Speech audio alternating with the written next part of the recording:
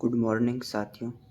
आज हम संगणक भर्ती परीक्षा 2023 के मोमेंट्स टॉपिक, जिसे हिंदी में परिघात कहा जाता है, इसके बारे में बात करेंगे। जैसे देखो, मोमेंट्स शब्द का प्रयोग यांत्रिक विज्ञान में किया गया है।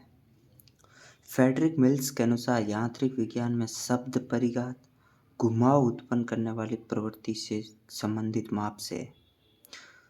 परिघात दो तत्वों पर निर्भर करता है। देखो, किस किस पर? शक्ति की मात्रा और मूल बिंदु से उस बिंदु का अंतर जिस पर क्या पड़ता है? भार पड़ता है। मूल बिंदु से उस बिंदु का अंतर जिस पर भार पड़ता है। देखो, परिघातों की गणना करने के उद्देश्य क्या क्या है? परिघातों की गणना करने के क्या क्या उद्देश्य? देखो, समग्र श्रेणी के बंटन का स्वरूप, संरचना और सममितता या असममितता की प्रकृति के अध्ययन हेतु। देखो, समग्र श्रेणी के वक्र की प्रसामान्यता, चपटापन, सपाट के विश्लेषण हेतु किया जाता है। देखो, कैलकुलेशन ऑफ सेंट्रल मोमेंट्स मतलब केंद्रीय परिघात की गणना। देखो, समांतर माध्य से ज्ञात किए गए परिघातों को केंद्रीय परिघात या अपकिरण से निकाले गए परिघात कहा जाता है। समांतर माध्य से जो भी परिघात निकालेंगे उसे केंद्रीय परिघात या अपकिरण से निकाले गए परिघात कहा जाता है, जिसे ग्रीक भाषा के म्यू संकेत से प्रदर्शित किया जाता है। देखो, केंद्रीय परिघातों की गणना करने की तीन विधियां हैं। कौन कौन सी विधि है केंद्रीय परिघातों की गणना करने की? कौन कौन सी विधि? देखो, सबसे पहले डायरेक्ट मेथड, जो जैसे डायरेक्ट मेथड प्रत्यक्ष विधि हो गई, सीधी, जैसे पूर्णांक, कोई भी सीधी पूर्णांक दे रखे हो। शॉर्टकट मेथड मतलब कल्पित मान मानकर, जैसे दशमलव भिन्न में मूल हो, समग्र श्रेणी दशमलव में हो, भिन्न में हो, तो हम शॉर्टकट मेथड लगाएंगे। स्टेप डेविएशन मेथड का मतलब कैलकुलेशन इजी करने के लिए, उसमें क्या है, वो आई का भाग लगाएंगे। देखो, डायरेक्ट मेथड क्या होता है? डायरेक्ट मेथड में फर्स्ट स्टेप होती है समग्र श्रेणी का समांतर माध्य ज्ञात करते हैं। एक्स बार बराबर सिग्मा एक्स बट्टा एन। समांतर माध्य क्या? समांतर माध्य से विचलन ज्ञात करते हैं। स्टेप सेकंड में विचलन कैसे ज्ञात करते हैं? एक्स माइनस एक्स बार विचलन ज्ञात किया, वह उनका वर्ग, घन, चतुर्थ घात ज्ञात करके उनका योग करेंगे। देखो, एक्स माइनस एक्स बार समान, देखो समग्र श्रेणी में से विचलन समांतर माध्य घटाएंगे और उसका समेशन मतलब जोड़ करेंगे। Sigma x minus x bar का whole square, sigma x minus x bar की घात 3, sigma x minus x bar की घात 4। अब देखो, स्टेप नंबर 3 में क्या करेंगे?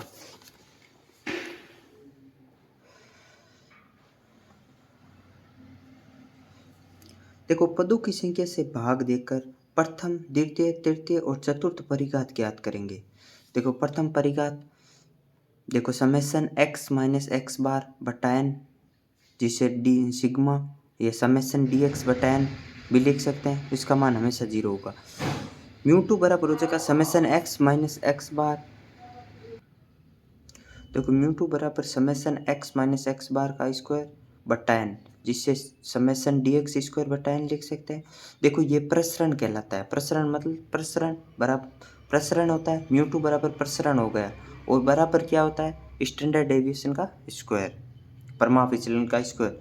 और म्यू थ्री बराबर हो जाएगा summation x minus x bar की घात 3 बटा एन, इसे लिख सकते हैं डी एक्स की घात 3 बटा एन, समेशन डी एक्स की घात 3 बटा एन।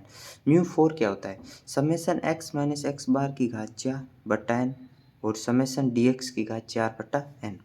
देखो, अगर देखो खंडित होने पर विचलनों को f से गुणा करवाएंगे। खंडित, अगर कोई खंडित श्रेणी दे रखी है तो विचलनों को f से गुणा करवा कर, तो dx की जगह समेशन f dx और summation f dx square, summation f dx की घात 3, समेशन f dx की घात 4 हो जाएगा। अगर अखंडित होने पर समूह में मिड वैल्यू ज्ञात करेंगे। सबसे पहले मिड वैल्यू ज्ञात कर आगे खंडित के समान ही करेंगे। जैसे एग्जाम्पल के तौर पर देखो, सबसे पहले देखो समग्र श्रेणी ले ली 2, 4, 6, 8 और 10। सबसे पहले समांतर माध्य निकालते हैं। देखो, अंतराल समान है तो बीच मिड वैल्यू क्या होती है? केंद्रीय प्रवृत्ति मतलब क्या हो? समांतर माध्य 6 हो गया। या सीधा देखो, सारों को जोड़ के और 5 का भाग लगा तो समांतर माध्य आ जाएगा। एक्स माइनस एक्स बार का स्क्वायर करो, देखो 6 आया है तो एक्स 2 में से 6 घटाओ माइनस का 4, 4 में से 6 घटाओ माइनस का 2, 6 में से 6 घटाओ 0, 8 में से 6 घटाओ 2 और 10 में से 6 घटाओ 4। समेसन x माइनस एक्स बार या समेसन dx बराबर, समेसन मतलब जोड़, 0 आएगा। x माइनस एक्स बार का स्क्वायर, देखो 4 का स्क्वायर, इस पर स्क्वायर लगाना है, ठीक है। 4 का स्क्वायर माइनस 4 का स्क्वायर कितना होता है 16, 2 माइनस 2 का स्क्वायर 4, 0 का स्क्वायर 0 और 2 का स्क्वायर 4 और 4 का square 16। Summation D x square बराबर 40 आ गए। अब देखो x माइनस एक्स बार की घात 3 निकालनी है, तो हम 4 को 3 बार गुना करेंगे माइनस 4 को, तो माइनस का 64 और माइनस का 8, 0, 8 और 64, तो समेसन डी एक्स की घात 3 बराबर 0 आएगा। इसी प्रकार देखो x माइनस एक्स बार की घात 4 निकालेंगे, 256, 16 और 0, 16 और 256, तो समेसन डी एक्स की घात 4 बराबर 544 आएगा। देखो अब क्या करता है, केंद्रीय परिघात निकालता है। म्यू1 क्या कहता है, सिग्मा x माइनस एक्स बार बट्टा n, मतलब 0 में किसका भाग लगाना, n बराबर 0। Mu two sigma summation x minus x bar का स्क्वायर बट्टा n बराबर क्या होगा, x माइनस एक्स बार 40 और देखो n का मान कितना था, 2, 2, 4, 5, 8 आ गया। म्यू3 का मान देखो 0 में 5 का लगाओगे 0 आ जाएगा। म्यू4 का मान 544 में 5 का लगाओगे तो 108.8 आ जाएगा। अगर देखो श्रेणी सममित दे रखी है, अगर श्रेणी क्या है, अगर श्रेणी सममित श्रेणी है तो विषम परिघातों का मान 0 होता है, जैसे म्यू3, म्यू5, म्यू7। देखो प्रथम परिघात तो हमेशा क्या होता है, 0 होता है। बाद में विषम, जो भी विषम परिघात होंगे म्यू3, म्यू5, म्यू7, उनका मान सबका 0 होगा। देखो एक समक श्रेणी 25, 10 और 15, 20 और 30 दे रखी है। सबसे पहले हम क्या करेंगे, समांतरमादी ज्ञात करेंगे। एक्स बार बराबर कितना हो गया 20, सबको जोड़ा 100, सिग्मा एक्स 100 बट्टा कितना 2, 2, 4, 1, 5, सिग्मा एक्स 100 बट्टा 5 कितना हो गया 20 हो गया। अब क्या करेंगे, डी निकालेंगे। डी मतलब हो जाएगा, देखो 25 माइनस 20 5, देखो 10 माइनस 20 माइनस का 10, 15 माइनस 20 माइनस का 5, 20 माइनस 20 0 और 30 माइनस 20 10, तो सिग्मा डी बराबर कितना हो गया 0 हो गया। इसी प्रकार डी का स्क्वायर इसका स्क्वायर करते जाएंगे तो सिग्मा डी स्क्वायर बराबर 250 हो जाएगा। इसी प्रकार डी की घात 3 करेंगे तो देखो इसका आ जाएगा सिग्मा समेसन डी की घात 3 बराबर 0। इसी प्रकार डी की घात 4 करेंगे तो देखो समेसन डी की घात 4 बराबर इतना आ जाएगा। देखो म्यू1 का मान तो 0 आ गया, म्यू1 का मान 0, म्यू2 का मान 50। कैसे, देखो म्यू1 का मान आ गया, देखो समेसन डी बट्टा एन, एन कितना था 5, 0 बट्टा 5 0। म्यू2 का मान समेसन डी स्क्वायर बट्टा कितना लिखोगे एन, डी स्क्वायर कितना है 250 बट्टा 5 लगाओगे 50, ये इसी को वेरिएंस बोलते हैं, प्रसरण। अब म्यू3 का मान देखो 0 बट्टा 5 कितना होगा 0, और म्यू4 का मान देखो 21 250 बट्टा 5 तो कितना आ जाएगा 4250 म्यू4 का। ये केंद्रीय प्रवृत्ति के 4 माप हो गए। अब देखो शॉर्टकट मेथड क्या होता है, कल्पित मान एज्यूम्ड मीन मानना है। देखो स्टेप फर्स्ट में क्या करेंगे, कोई कल्पित मान मान लेंगे, और स्टेप सेकंड में x में से कल्पित मान जो a होगा वो घटाएंगे। थर्ड स्टेप में क्या करेंगे, समेसन x माइनस एक्स ए, मतलब x जो x माइनस ए किया था उनका जोड़, और समेसन x माइनस ए का स्क्वायर, समेसन x माइनस ए की घात 3, समेसन x माइनस ए की घात 4। अब हम फोर्थ स्टेप में क्या करेंगे, समेसन x माइनस ए बट्टा एन, एन का भाग लगाएंगे, समेसन x माइनस ए की पावर 2 भाग लगाएंगे एन का, समेसन x माइनस ए की घात 3 भाग लगाएंगे एन का, समेसन x माइनस ए की पावर 4 भाग लगाएंगे एन।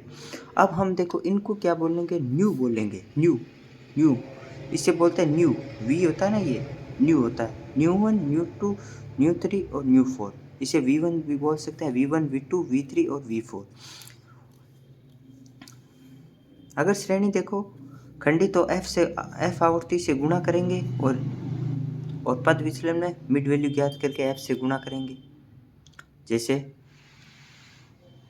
देखो म्यू वन बराबर लिख सकते हैं, देखो सिग्मा डी बटा एन, मतलब एक्स माइनस एक्स बार बटा एन। और न्यू वन क्या होता है, न्यू वन होता है सिग्मा डी एक्स, लिखेंगे इसको डी एक्स के लिए लिखेंगे, मतलब एक्स माइनस ए बटा एन। और म्यू टू बराबर सिग्मा एक्स डी स्क्वायर लिख सकते हैं बटा एन, तो इसे लिखेंगे sigma x minus x bar का square, sigma x minus x bar की घात 3 बटा एन। और म्यू फोर हो जाएगा sigma x minus x bar की घात 4 बटा एन। और इसमें देखो न्यू वन में क्या हो गया, एक्स माइनस ए की पावर 2 समेसन बटा एन, समेसन एक्स माइनस ए की पावर 3 बटा एन, समेसन एक्स माइनस ए की पावर 4 बटा एन, ये होगा न्यू वन। ठीक है, new one, new two, new three और न्यू फोर। देखो इसको लिखते हैं सिग्मा समेसन डी, इसको लिखेंगे समेसन डी एक्स। तो इस डी एक्स का मतलब क्या होगा, समेसन में एक्स माइनस ए, और इसमें समेसन डी का मतलब क्या होगा, एक्स माइनस एक्स बार। देखो अगर समक्ष श्रेणी, देखो ये समक्ष श्रेणी दे रखी है, श्रेणी दे रखी है, देखो केंद्रीय प्रकृति का मान, कल्पित मान मान लो, अगर 6 मानोगे तो वो पिछले वाला सेम ही हो जाएगा, वो तो समांतर माध्य से निकला था ना सीधा, तो वो सेम हो जाएगा। इसका मतलब हम कल्पित मान 8 मान लेते हैं। देखो अगर 6 मानेंगे तो वो तो सेम गणना हो जाएगी, मतलब करने का फिर मतलब ही नहीं है। तो अगर कल्पित मान 8 मान लिया जाए तो सबसे पहले x माइनस ए, 2 में से 8 कटाएंगे, 4 में से 8 कटाएंगे, 6 में से 8 कटाएंगे, 8 में से 8 कटेंगे, 8 में से 10 कटाएंगे, तो समेसन x माइनस ए कितना आ जाएगा, माइनस का 10 आ जाएगा। और अब इस कितने का भाग लगाएंगे, n का भाग लगाएंगे, 2 2 4 1 5, 5 का भाग लगाओ 2 आ जाएगा। x माइनस ए का होल स्क्वायर, इसका होल स्क्वायर करेंगे और समेसन लगाएंगे, समेसन x माइनस ए का स्क्वायर बराबर आ गया 60 आ जाएगा, और n का भाग लगाएंगे 12 आ जाएगा। इसी प्रकार x माइनस ए की घात 3, समेसन निकालेंगे x माइनस ए की घात 3 बट्टा n करेंगे, समेसन x माइनस ए की घात 4 करेंगे, भाग लगाएंगे n का। तो देखो समेसन x माइनस ए बट्टा n तो हो गया, ये तो हो गया v1 v2 v3 v4। अब देखो इससे हम कैसे निकालेंगे, केंद्रीय प्रवृत्ति का माप कैसे निकालेंगे, कल्पित मान से हम केंद्रीय प्रवृत्ति का मान कैसे निकालेंगे, मतलब mu one, mu two, mu three और म्यू फोर कैसे निकालेंगे। देखो सबसे पहले हम क्या करेंगे, म्यू वन का सूत्र होता है, देखो आगे सूत्र,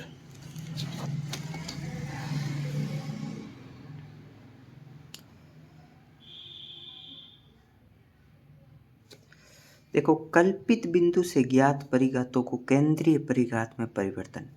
कल्पित बिंदु से मतलब v1 से v1 v2 v3 पे, और म्यू वन माना था ना v1 v2 v3 v4, और केंद्रीय परिघातों में परिवर्तन मतलब mu one mu two mu three और म्यू फोर। अगर अपने पास कल्पित बिंदु से ज्ञात किए हुए मान हैं तो हम उसे केंद्रीय परिघातों में कैसे परिवर्तित करेंगे, जैसे mu one mu two mu three mu four. तो सबसे पहले हम क्या करेंगे, म्यू वन का सूत्र होता है v1 माइनस v1 बराबर 0, हमेशा 0 ही होगा। केंद्रीय परिघात, प्रथम केंद्रीय परिघात का मान हमेशा 0 होता है ना, 0। देखो माइनस का 2 माइनस माइनस का 2 बराबर 0। म्यू टू क्या होता है, देखो v2 माइनस v1 का स्क्वायर, v2 का मान 12 आया था, ये माइनस, और v1 का मान माइनस 2 स्क्वायर, 12 माइनस 8, 12 माइनस 4 8 आ गया। इसे क्या बोलते हैं कि वेरियांस, प्रसरण बराबर स्टैंडर्ड डेविएशन का स्क्वायर होता है। म्यू थ्री बराबर, सबसे पहले देखो म्यू थ्री का सूत्र कैसे ज्ञात करेंगे, सबसे पहले v3 लिखेंगे, फिर v2 लिखेंगे, फिर v1 लिखेंगे, फिर देखो क्या करेंगे, प्लस माइनस ऐसे चिन्ह करेंगे, एक बार प्लस माइनस। अब हम देखो यहाँ लिखेंगे, देखो एक स्टेप आगे से छोड़ देंगे, v1 लिख दिया, और एक और आगे v1 की घात 1 है, v1 की घात 2 लिखेंगे, v1 की घात 2 और एक v1 3, तो 2v1 की घात 3 आ जाएगा। ठीक है, म्यू फोर बराबर देखो सेम काम, v4 से v4 V3 V2 और V1 लिखेंगे। ठीक है, प्लस माइनस करेंगे चिन्ह 4 6 और 3 लिखेंगे और बाद में देखो यहाँ से V1 का स्क्वायर V1 की घात 3, तो यहाँ से क्या देखो केंद्रीय परिघात।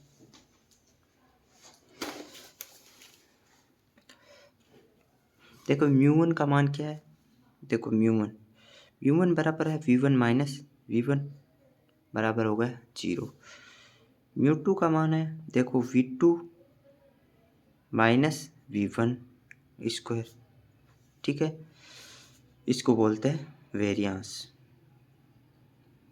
बोले तो प्रसरण बोले तो स्टैंडर्ड डेविएशन का स्क्वायर। अब देखो μ3 कैसे निकालते हैं, μ3 का फॉर्मूला ये याद होना जरूरी है। देखो फॉर्मूला याद होगा तो हम निकाल लेंगे, कल्पित बिंदु से केंद्रीय परिघात निकाल लेंगे। देखो μ3 का मान कैसे होगा, सबसे पहले हम क्या लिखेंगे V3 V2 और V1 लिखेंगे, लिख लिया। अब हम क्या करेंगे प्लस माइनस कर दिया चिन्ह चेंज। अब देखो इधर क्या करेंगे 3, इधर क्या लिखेंगे 3 और यहाँ लिखेंगे 2, 3 और 2 लिख लिया।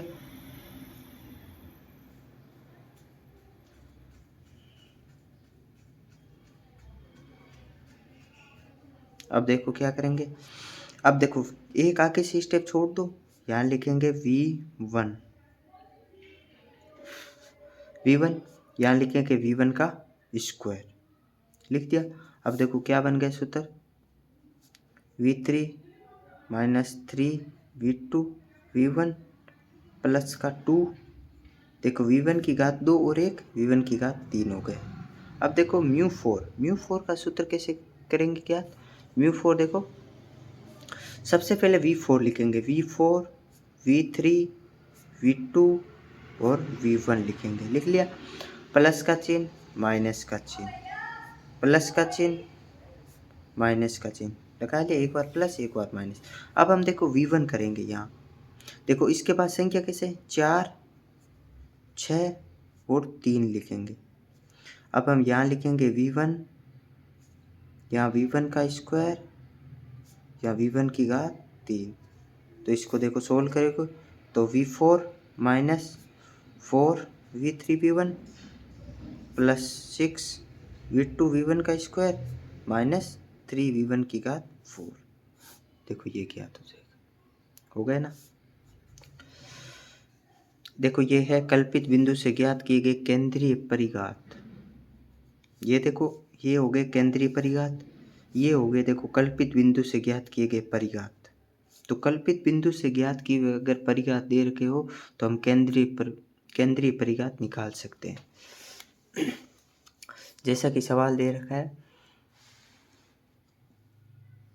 देखो किसी बंटन के मूल्य 5 कल्पित मान दे रखा है, मूल्य 5 पर आधारित प्रथम 4 परिघात 2 20 40 50, तो समांतर माध्य प्रसरण तृतीय परिघात तृतीय केंद्रीय परिघात का मतलब क्या होगा μ4 और चतुर्थ परिघात केंद्रीय मतलब μ4 हो गया, तृतीय का मतलब हो गया μ3 निकालना है।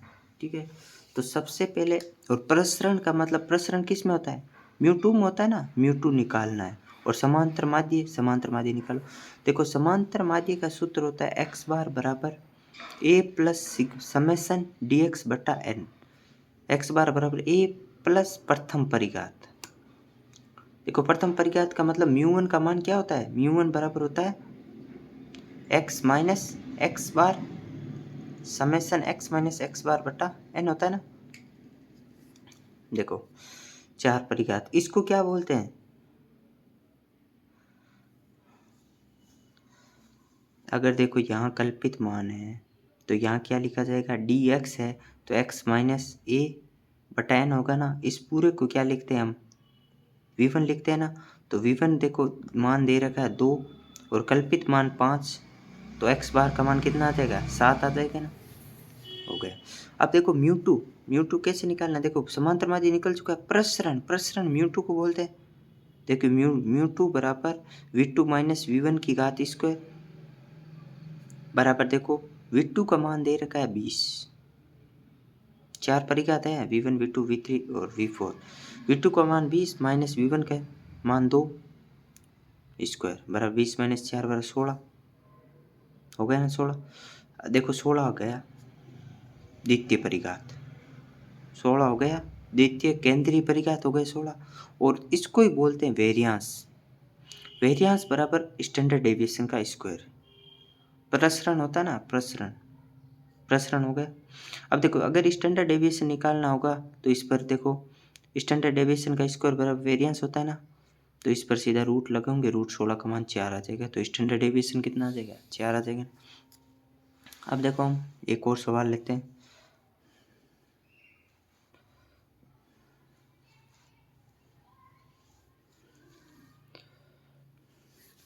देखो मूल बिंदु 2 पर आधारित प्रथम 4 परिघात 5, 10, 20 और 40 है, तो समांतर माध्य परिमाप विचलन ज्ञात करो। सबसे पहले हम सूत्र जानते हैं।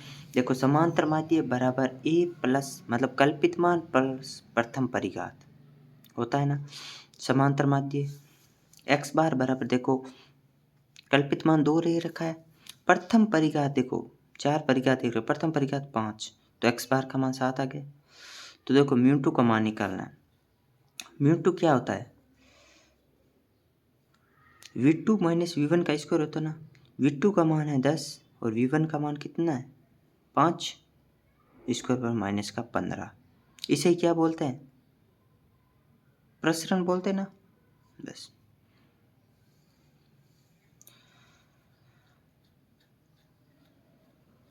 और परिमाप विचलन ज्ञात करना हो तो सीधा कर लेंगे। अब देखो स्टेप डेविएशन मेथड।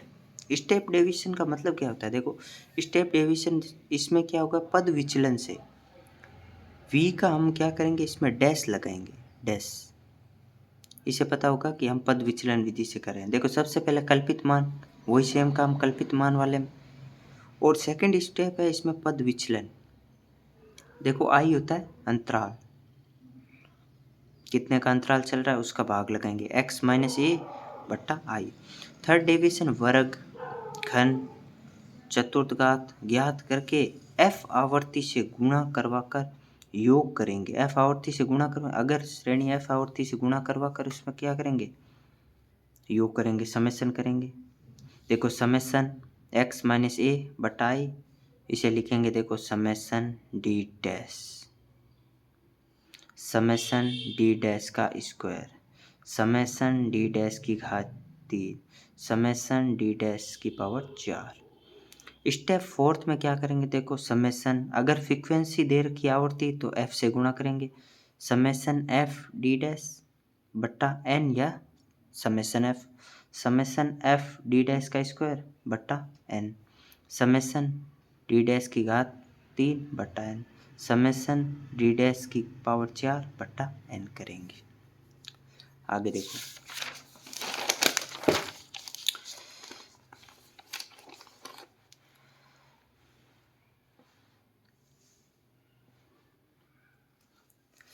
अब देखो हम v डैश से म्यू पर कैसे जाएंगे।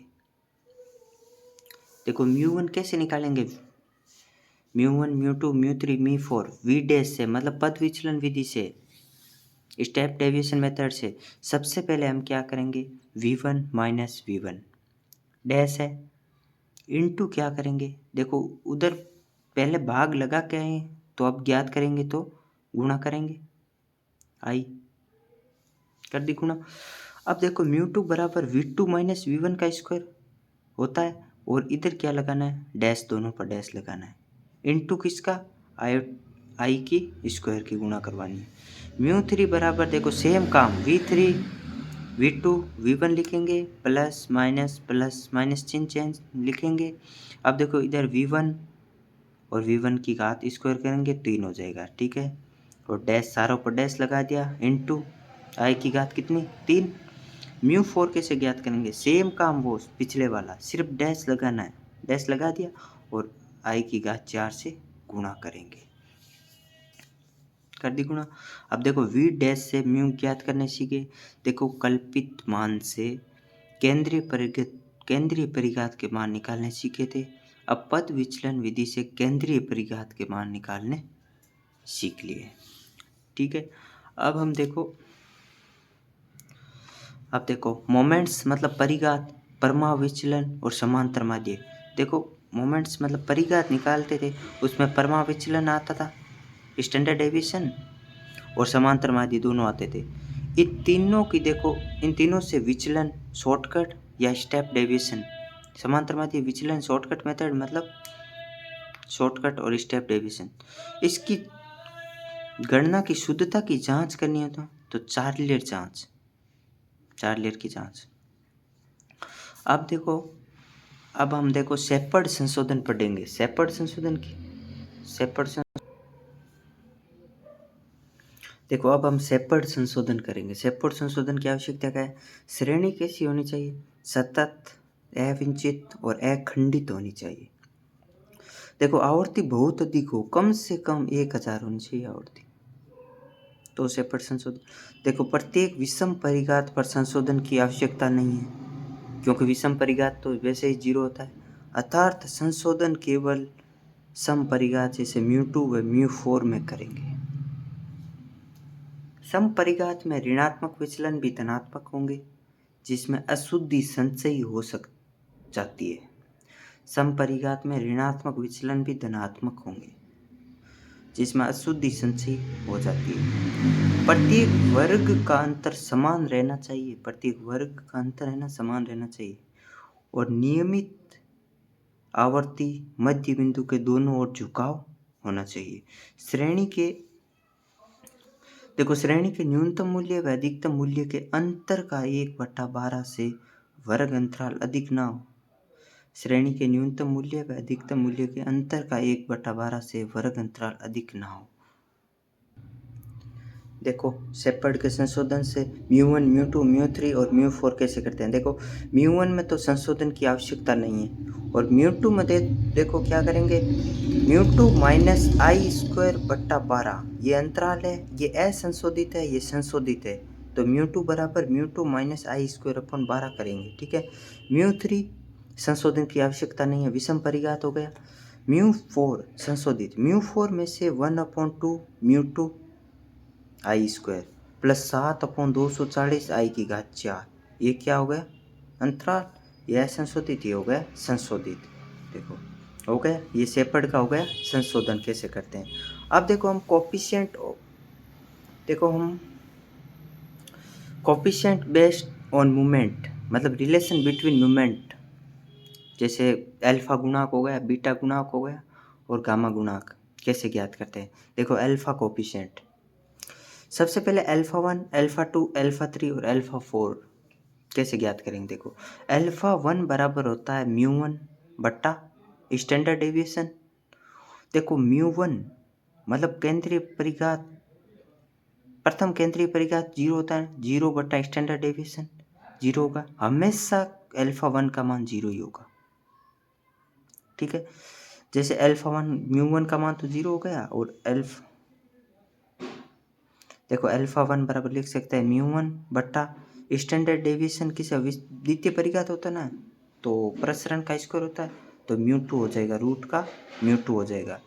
अब देखो α2 होता है μ2 बट्टा स्टैंडर्ड डेविएशन की घात 2, इसका मान हमेशा 1 होगा। कैसे देखो,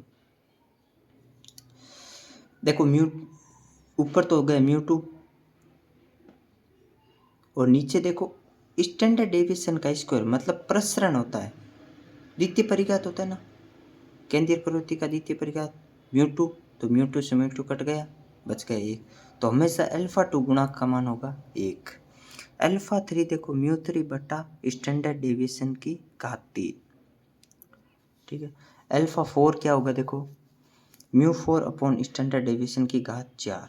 देखो इसको कैसे लिख सकते हैं, ये तो हो गया देखो चतुर्थ परिघात, बट्टा इसको कैसे लिख सकते हैं μ4, देखो μ4 बट्टा देखो इसको लिख सकते हैं स्टैंडर्ड डेविएशन का स्क्वायर का, क्या लिख सकते हैं, स्क्वायर लिख सकते हैं ना, तो μ4 बट्टा स्टैंडर्ड डेविएशन का स्क्वायर क्या होता है, μ2 होता है ना, इसका स्क्वायर मतलब चतुर्थ परिघात बट्टा द्वितीय परिघात का स्क्वायर बराबर अल्फा 4 होता है, और इसे क्या बोलेंगे, आगे बीटा 2 बोलेंगे। देखो अब क्या इससे क्या समझ आया, अल्फा 1 का मान तो 0 आया, अल्फा 2 का मान आया 1, और अल्फा देखो 4 का मान आया बीटा 2। आगे चलो, देखो अब बीटा गुणांक मतलब बीटा कोफिशिएंट कैसे है, देखो बीटा 2 कैसे है, बीटा 2 हो जाएगा μ4 अपॉन μ2 की घात 2, मतलब चतुर्थ परिघात अपॉन द्वितीय परिघात का स्क्वायर क्या होगा, बीटा 2। इससे क्या बोला था पिछले, अल्फा 4 बोला था ना पीछे, तो बीटा 2 बराबर हो जाएगा अल्फा 4, हो गया बीटा 2 बराबर अल्फा 4। अब देखो बीटा 1 कैसे निकालेंगे, बीटा 1 बराबर हो जाएगा अल्फा 3 की घात 2, बीटा 1 बराबर क्या हो जाएगा, बीटा 1 बराबर हो जाएगा अल्फा 3 की घात 2। तो देखो इधर से स्क्वायर हटाओगे तो इधर रूट लगेगा, तो अल्फा 3 का मान क्या आ जाएगा, रूट में बीटा 1 आ जाएगा। रूट बीटा 1 बराबर अल्फा 3 को क्या लिखते हैं, μ3 upon 3, μ3 upon μ3 upon standard deviation की घात 3 हो जाएगा। ठीक है, अब देखो गामा गुणांक कैसे ज्ञात करते हैं, गामा गुणांक देखो गामा गुणांक बराबर होता है रूट बीटा 1 बराबर अल्फा 3 हो जाएगा, रूट बीटा 1 बराबर हो जाएगा अल्फा 3। देखो गामा 2 बराबर बीटा 2 माइनस 3 और अल्फा 4 माइनस 3 होता है, ये तो हो गए गामा 1 और गामा 2। अब देखो किसी श्रेणी की विषमता की कैसे जांच करेंगे, विषमता की जांच करने के लिए देखो परिघातों के आधार पर विषमता की जांच, देखो बीटा 2 बराबर होता है μ4 अपॉन μ2 की घात 2। देखो अब विषमता की, देखो बीटा 2 परिघातों के आधार पर बीटा 2 बराबर हो जाएगा μ4 अपॉन μ2 की घात 2 होता है ना, द्वितीय चतुर्थ परिघात बीटा 2 बराबर होता है चतुर्थ परिघात बटा द्वितीय परिघात की घात 2, और बीटा 1 क्या होता है, रूट बीटा 1 बराबर अल्फा 3 होता है ना, अल्फा 3 को क्या लिखेंगे, μ3 अपॉन स्टैंडर्ड डेविएशन की घात 3 लिखेंगे ना, μ3 अपॉन देखो स्टैंडर्ड डेविएशन की घात 3 को कैसे लिख सकते हैं, μ2 घात 3 बटा 2, μ3 बटा रूट μ2 की घात 3 हो जाएगा। ये विषम परिघात है, जैसे समक श्रेणी दे रखी है इसमें लगाकर चेक कर सकते हैं। अब देखो तीनों को कैसे हम करेंगे, देखो तीनों का रिलेशन अल्फा गुणांक, बीटा गुणांक और गामा गुणांक तीनों को चेक करेंगे। देखो अल्फा 1 का तो मान 0 आया था, अल्फा 1 का मान क्या है 0, अल्फा 2 बराबर 1, अल्फा 3 बराबर रूट में बीटा 1 बराबर क्या करते गामा 1 लिख सकते हैं, अल्फा 4 बराबर बीटा 2 होता है। अगर इन दोनों में से 3 घटा दोगे ना तो आ जाएगा गामा 2 आ जाएगा। तो इतनी सारणी में सब अल्फा बीटा और गामा तीनों के मान ज्ञात हो गए, तो ये इम्पोर्टेंट है।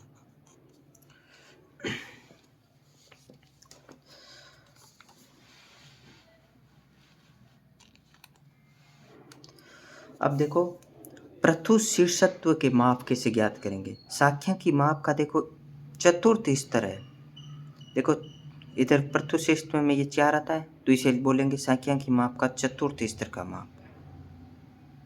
इसकी देखो तुलना कैसे करते हैं, बीटा 2 की तुलना करते हैं, इसमें देखो बीटा 2 की तुलना की जाती है, वो भी किससे 3 से की जाती है।